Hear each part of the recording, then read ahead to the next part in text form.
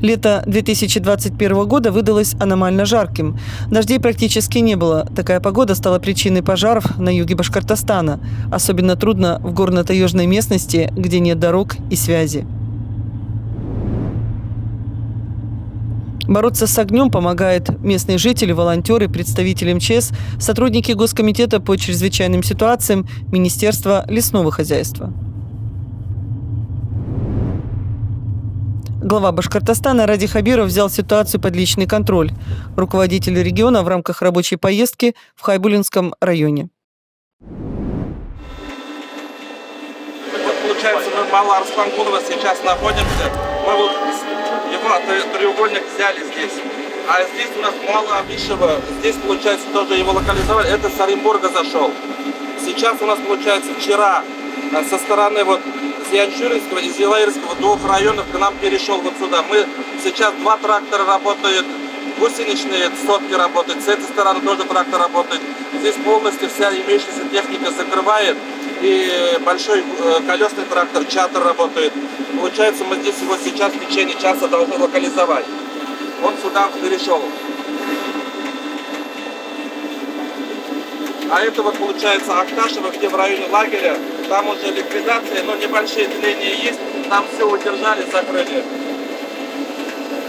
Самая опасная вот это.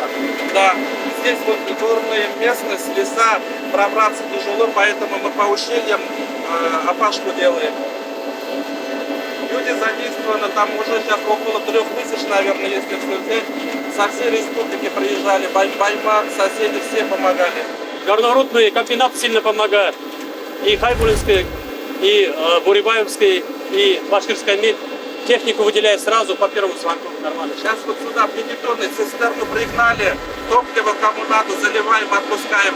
С питанием никаких проблем нету, с района, со всей, из соседних приводят питание, все готово.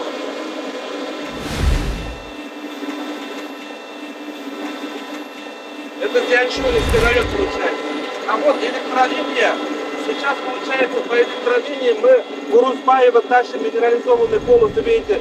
С этой стороны 2 трактора, с другой стороны 2 трактора. Вот смотрите, вся мобильная группа там сосредоточена, это Зианчуринская территория. Один бы хороший дождь и все бы. Да. Но прогноз пока не показывает вид дождя. Вот сейчас, получается, вдоль этой электромили, видите полоски, где машины стоят? Оттуда трактора туда пошли. Вон они даже, по-моему, видно. А с этой стороны, Зилаирского района, тоже трактора идут. Мы сейчас закроем его в треугольник. Вот этот пожар, он к нам передвигается. Вот в ту сторону направляется.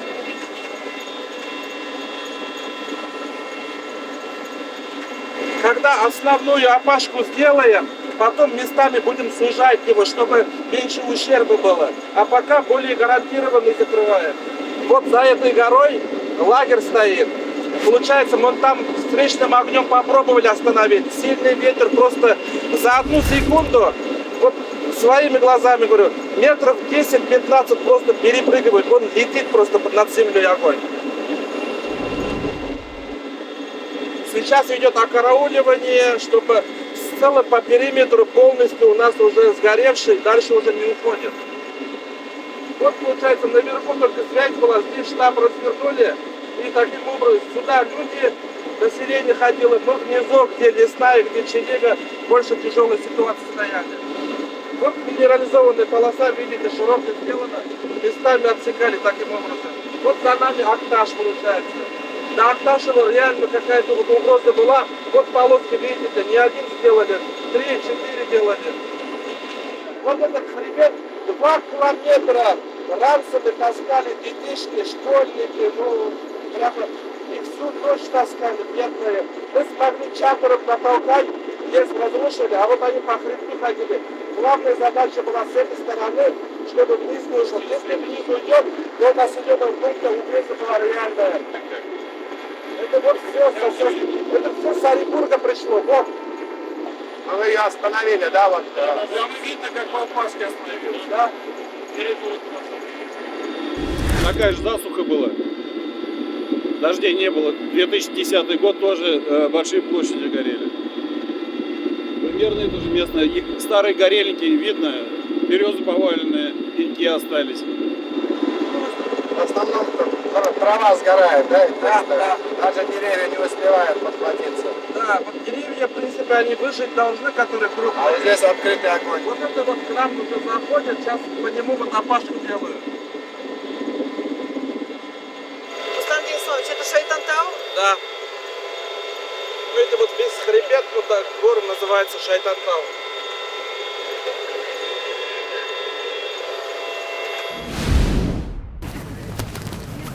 Воду сюда подвозили, чтобы далеко пожарные машины не ходили.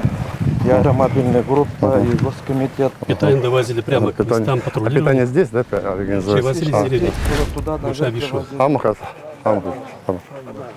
Несі кешілер? Глава сельсовета Тагир Муглин. Арнағыз ма, yok mu? Кешілеріңіз бар ма әлде, yok mu? Амахат. Амахат.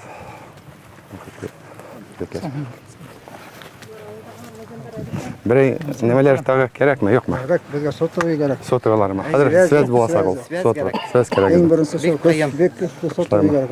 А техника бар ма, yok mu? Bütün anime әзір, электричество бар, bütün yeri ahır Техника bitirген. бар ма? Связь, топливо бар ма? Топливо бар. А, топливо. Главная связь ма? Бізге сотовый связь керек бар. Бұл біздің ең зор проблема шуны қойыры. Яра бола эшлейм. Оны хәзер тогда штабны үткәрәбез, анда шунда бөтен поручияларны бирермен. Монда бер медпункт бармы, юкмы? Медпункт ауылда бар, мына әбештәбет былтыр гына койды. Бында юк, алып келдік. Анда керекме? Пап, модульный керек боласа алып келесекте. Нинде ауылга? Оша, балар саңғылығы. Анда юкмы? Бар ол, еске Еске. Исеме нисек эле? Балар саңғылығы. Яздым. Все поручение сразу забили. Все где-то к сентябрю будет. А фельдшера бармы анда, юкмы? Фельдшер бармы? Бар. Yeni bina керегинде. Пожарный машина керек сельсоветке. 66 мы? 66. Yazып ал эле. А водительni табарсаңыз ма? Водитель гараж бармы? Бар. Өзегиздин тәрсиңде. Ну, бұл шынысы тракторда yapalım. А мында несек волонтерлар келдиме? Волонтерлар бик көп келер, бір мүшелеп кесе болды. Dur рахмат алсын. Бүтүн райондар, якын райондар келдиме? Yakın gına түгел, Карайдел районунан. Райондан келди. Нуриман районы. Көрсін, Бісейбай, Баймақанда, қайдан ғана келмендер, бүті ерден келеді. Ну, оларны ашатып, йоклатып, Ашаман бірінде де проблема жоқ. Администрацияны қайырдам етті мына. Мына ушулай болганы бар эми, ал жок ушулай. Алай зор башта болғаны жоқ. Болмағаны жоқ. Ауыл қожалығы бітті енді. Ну, фермерлер бар, конечно, мында құрылықта, конечно. Білектелерім. Ауыл халқы малды көп бастырайды. Мына осы Вәзем тегінде. Балар Саңғұлова. Құя башланды. Екі үй башлап. А карманы заготовить еттіңіз ме? Карманы заготовить үлгерділер. Биыл бісен әдірек, конечно. Мен теге ауыл қожалығының бойынша біздің мына келесек адына келермін да Файз Рахманов, Ижат Илдуш. Ол анда оларны еп, нашлайтып, оларға теге әйтер нинде ярдам боласақ. Ярдам беребіз. Әйткім келем, биыл райондала жоқ кетінде еген ебет. Шуға Хоразман ярдам етуге керек еді. Бірге алып келіп келесек адына келер, мен әйткенім келемін. Шуға Яра, араңыз ма, екма? рахмат ауыл халқына. Вообще бірінде теге әйтеудер көтмейдер, өздері келелер. Тут вот женщины стесняются, говорят, внимание им. Амахат. Есек, араңыз ма? Еду готовят, возят, развозят, дома Ару готовят. білінмейлі, мына шындай бәлі өтіп кеттіне, шонан ару білінмейл, әлі білінмей. Бізге жол құрағып денілерінде. Ян түшкі атылым біздің жолдарына сарайып кетеді. Нендей? Мына Ақкер яғына жол. Анда грунтовый янтыш менен был әбеш арахында. Анда қорқыныз. Отсыпка там сделана. А, отсыпка сделана. Отсыпка сделана, градирование хорошее сделано. Серпантин очень хороший. Она тупиковая дорога или нет? Или она... Вот сюда тупиковая. Вот они хотят вот тупиковую Да, сюда асфальт, зайти. да, асфальт. Ага. А сколько километров? 40. Мы подумаем. Ладно, вместе сделаем какую-нибудь дорогу. По способам. Главное же асфальт был. Вот по-другому никак. Вот срезом. Я Башкиравтодору скажу, он приедет, посмотрим. У нас сколько вот по оценочной уже где-то... Предварительно 1,5. То есть к нашим, к 3500 где-то 1,5 прибавилось, Да, еще заказник где-то еще есть. 5-6 уже, да? А в прошлом году 4200 было. Ну, в этом году вот такая ситуация. 6800. Уже 6800, да? 40 гектаров. А вот в истории было больше? Больше нет, мы специально 5 лет наблюдали. У нас в этом году пик пошел. Но в этом году почти в 3 раза больше пожарно опасные дни. 3 раза. Вы с 15 апреля как начали вот, гореть, и, собственно, вот оно. И завтра, по следующий день, тоже 5 класс, чрезвычайный класс пожарной опасности. Дожди, ничего, что ли. Постоянно, все лето у нас высочайший класс пожарной опасности. Яра, рахмат тебе. Рахмат. Штаб Корея, Казахстан келеді. Равняется середина. Товарищ глава Республики Татарстан, аэромобильная группировка Главного управления построена. В настоящий момент аэромобильная группировка Главного управления занималась протушением очагов пожаров. Часть группировки переброшена в населенный пункт Уразгулов для ликвидации лесного пожара. Доклад закончен. Здравствуйте. Здравствуйте. Как вообще? Всех разместили тоже здесь, да? Они как разместились? Они на постоянных, да? Да. А, вот так вот, да, получается? А техники достаточно? Вот, К сожалению, у нас на вооружении ранцевых огнетушителей нету. Мы взаймы берем. Каждый раз на любой пожар мы с ним едем. А вот сейчас давайте мы обсудим. Вообще надо принимать большую программу. Похоже, что вот с такими делами мы на ближайшие годы будем... Вот, согласен. Ранцевые огнетушители не только вот персонально, допустим, кому-то нужно, а в сельсовете они должен быть запас. Вот волонтеры приезжают, они поднялись сами, да? Они сами могут протушить. Ну, техника, так понимаю, на ходу, нормальная, все. То есть техника из Уфы подошла, но надо понимать, что в лесах здесь она быстро заканчивается. Не предназначена. Да, она не предназначена для тушения пожаров вот по такой местности. А что вот надо в лесах делать? ГАЗ-66 в основном. Закупать надо, да? Федорович, мы уже до этого говорили, продолжение, наверное, темы. Мы пожарные машины в любом месте найдем, они у нас везде есть. Подвозить воду можно. Нам нужен личный состав быстро доставить до места вот этого происшествия. Вот что для этого нужно? Для этого нужен автобус. И все. Хорошо, сейчас вы там все помечаете, да. Наш штаб сделал. Потому что вообще я вот сейчас по итогам поручения дам, и надо сделать программу подготовки. Ладно, спасибо, ребят. Спасибо, хорошей службы.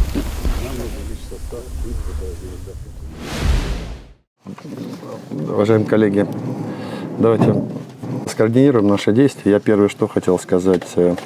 Сейчас была возможность уже воочию посмотреть ситуацию с пожарами. Производит, конечно, такое тяжелое впечатление.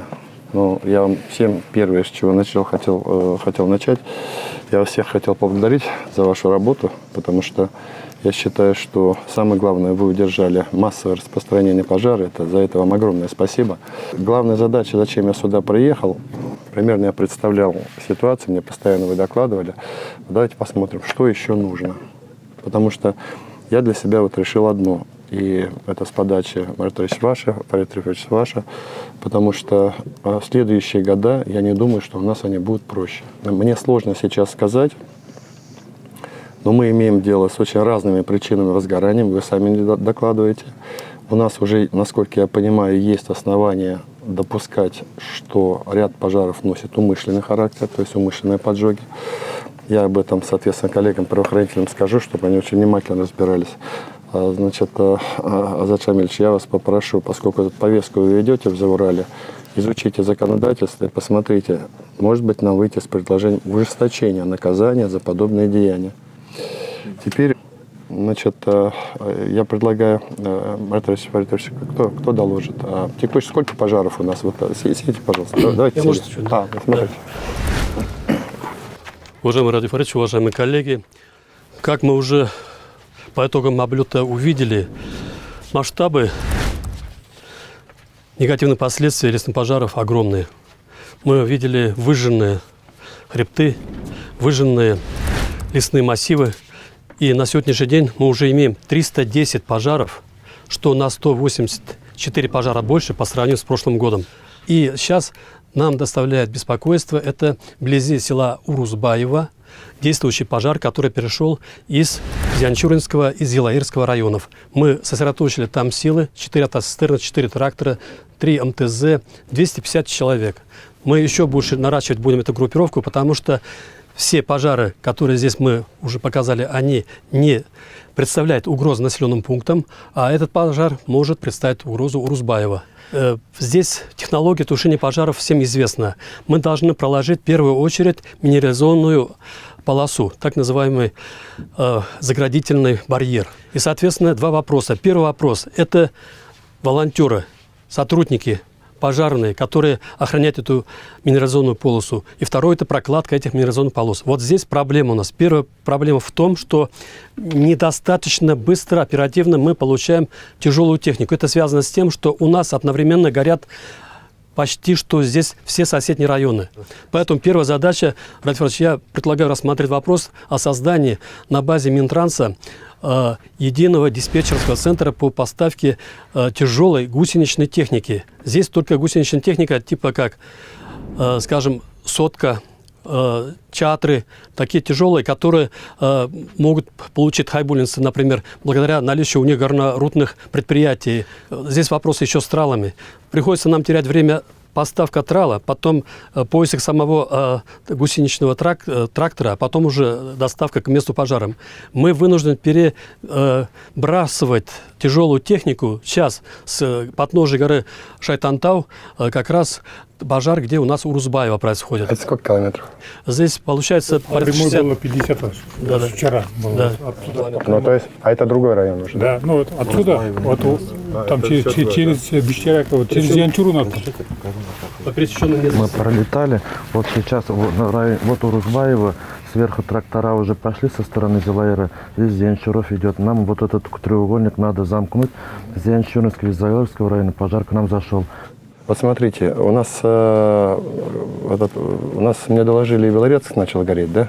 Сегодня один. Но локализует его? Локализует, да, хорошо. Белорецкий район, Зианчура. Я к чему говорю? Вот в Хайбулинском районе сейчас тяжелой техники достаточно? Да, есть.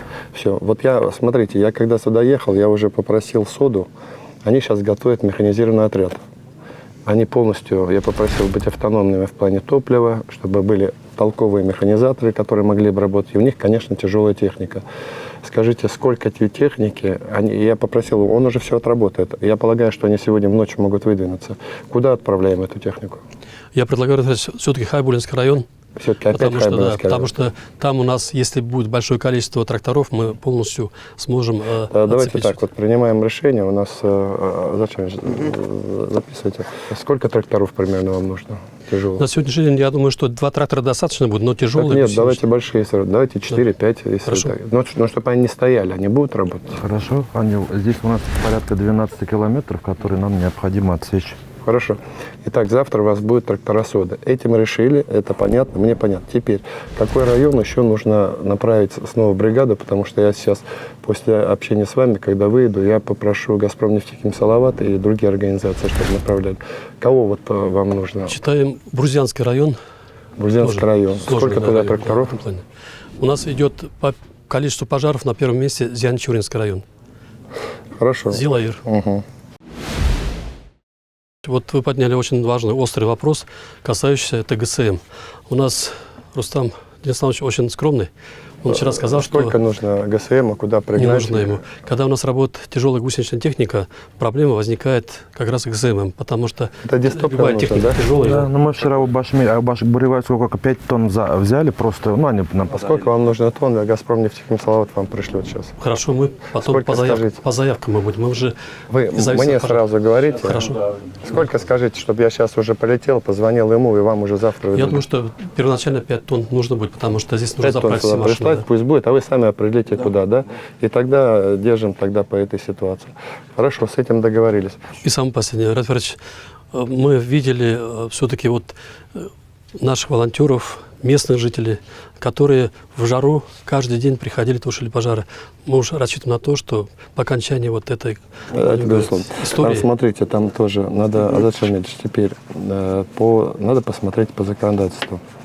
Значит, волонтеры это хорошо, и они по зову души, но наша задача обеспечить им какую-то помощь после этого, в том числе реально. Например, посмотрите, нашим законодательством, не нашим, если надо федерально, значит, участие вот в ликвидации, справка главы сельсовета, чтобы руководитель предприятия ему там дал отгулы какие-то, материальные поощрения. Вот эту историю продумайте.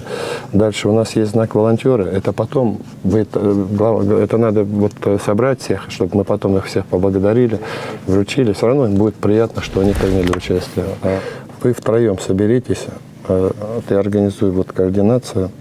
И где-то в течение, это делать не спеша надо, в течение месяца представьте мне программу укрепления лесопожарной службы, ЧС, в контексте готовности к тяжелым событиям следующих годов. Поэтому вот это все надо сделать комплексно. Вы потом мне доложите, мы это оформим программой и откроем финансирование. На это деньги мы найдем. Туда же включите уже в расчет сил ваших. У нас уже в декабре будет вертолет К-32. Значит, весеннее. Уже сейчас уже надо будет туда специалистов отправить. Надо смотреть точки забора воды, надо смотреть там его дислокацию где-то и так далее. То есть нам все это надо тоже вместе смотреть. Вот теперь, значит, Рустам Исламович, значит, вы Азат Шамилевичу передайте все обращения жителей. Врач, если вы разрешите, мы предлагаем с Марат Раисовичем ввести на территории республики особый противопожарный режим. Если сочтете, делайте предложение, делайте. Это какие там сразу ограничения? Это заход в лес, разведение костра. Давайте, мы же весной делали. Да. Мы весной делали, и люди слушались. Да. Давайте вводите тогда документы. Может быть, ну, как скажешь. Административка повышается. Да. Давайте введем. Ничего страшного. Я вот вам всем хочу сказать, вот вы уж на меня не обижайтесь, можно сказать, что я в кабинете отсиживаюсь, но у меня такая работа, а у вас такая. Я буду считать, что вы провалили вашу работу как главы, если хотя бы к одному населенному пункту зайдет огонь. Понятно? Это вот ваша обязанность. Это не моя обязанность, это ваша. Потому что лучше заранее тогда скажите, пришлите хоть что там, хоть танки пришлите, все пришлем. Но в населенные пункты огонь не должен зайти. Ладно? Хорошо. Азат Шамилевич, смотрите, мне нужна сегодня информация, потому что мы должны действовать. Завтра люди должны увидеть уже технику. Там, в течение 2-3 дней раньше. Значит, завтра, я думаю, завтра я пока переговорю, послезавтра инженеры связи должны выехать сюда с обследованием и делать мне предложения. Соответственно, волонтерский центр надо сразу провести совещание, пригласить от учебного центра Марата Раисовича. Все это нужно сделать в течение этой недели. Ладно, спасибо всем большое, огромное. Куда вас ведут, Ради Фаридович? Ну, тут вот. Покушаем с волонтерами. Ох, это хорошее дело. Как вам штаб, Ради Фаридович? Штаб?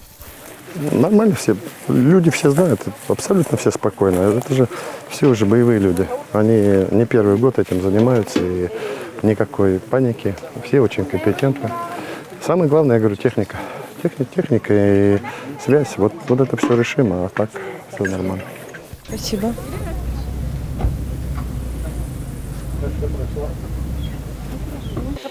Скажите, а хлебушек такой аппетитный, где пекут у вас? Это в Бурибае специально. Как же их называют? Бурибайский называем. Бурибай пекут. Это хлебопекарня там? Да. Тоже сюда отдают бесплатно? Да. Каждый день отправляют, каждый день. Чем кормите гостей? С мясом.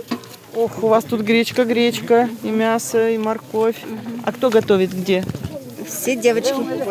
А где готовят? В деревне приготовили. В какой деревне? Возьмем, это Малосангу, да? Деревня Малосангу. Никто не говорит, что не надо готовить, зачем? Почему нет? Все согласны. Сколько дней, столько дней там.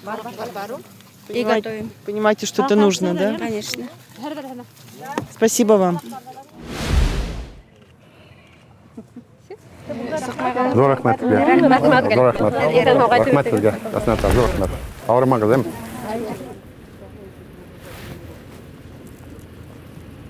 Ради Фаридович, какие выводы по итогам вашей командировки сюда, ну, если это можно назвать командировки, вашей поездки сюда? Выводы. Восхищаюсь нашими людьми. Вот первый вывод, что всегда вот принято в нашем народе, в республике, всегда консолидироваться, обняться. Никто тут особо не гнал никого, ничего не делал. Сами люди собирались. Видите, сколько историй. Сами приходили. Студенты приезжали из Москвы, там из других районов, земляки помогали. Вот это первое. Второе, что вывод, это уже по моей части, это уже, как говорится, без эмоций. Это однозначно укрепление материальной базы пожарной и лесопожарной службы. Вот это главное, что для себя, я руководитель, все-таки должен эти вопросы решать. Вот это самое главное. Будет программа в течение месяца, я им дал поручение. Здесь мы договорились, сейчас я закреплю ряд крупных предприятий за районами. В частности, уже сегодня, либо завтра рано утром колонна техники, тяжелой техники СОДА дает уже со специалистами, своими механизаторами, они выезжают сюда. И с другими предприятиями все районы закрепим и топливом поможем. Ну, то есть такое, огромная, сильная республика. Мы их один на один не можем оставлять, поэтому пока так. Можно болезненный вопрос? А почему мы вот сейчас это делаем, когда уже горит, а не сделали раньше? А вот, знаете, ситуация тут, мы делали, нормальная ситуация была. Ситуация, образно говоря, до 6 августа была идеальна, если можно так сказать. Мы на 6 августа, пожаров у нас было больше, а площади было в 1,5 раза меньше. То есть мы быстро тушили пожары. Начиная с 6, 7, 8 августа у нас точечно появляться начали десятками пожары в целом ряде районов. То есть мы просто не успевали уже удерживать пожары. Здесь причин много. Сейчас надо разбираться. Это и, соответственно, так называемые сухие грозы, неосторожное обращение огнем, и умышленный поджог. Поэтому вот это. Поэтому, когда пошел массовый вал, здесь стало действительно горячо, по-настоящему. И в прямом переносном смысле. Нормально, ничего. Техника есть, люди работают. Все знают, что делать. Поэтому тут паниковать не надо. Просто я считаю, что надо поддержать. Спасибо большое. До свидания. До свидания. Всего доброго.